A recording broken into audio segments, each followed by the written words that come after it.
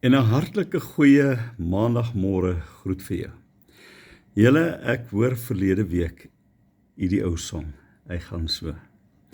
He's a real nowhere man, sitting in his nowhere land. Simply has no point of view, knows not where he's going to. Isn't he a bit like you and me and nobody? Nou ja, hier is die punt wat ek wil maak.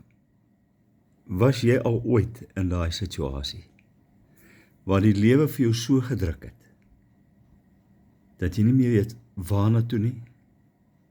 Jy het nie visie nie. Jy's eenvoudig net verslae, verstom, platgeslaan.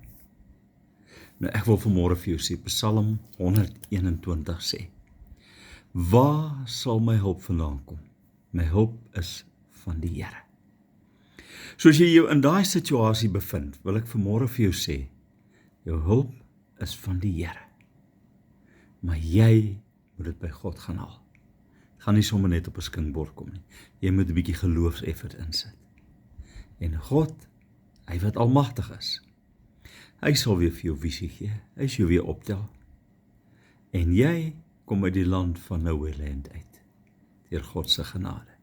Here, baie, baie dankie vir u genade, u liefde en u oorvloed in ons lewe. Amen. Amen. Baie, baie lekker dag vir jou. Bye bye.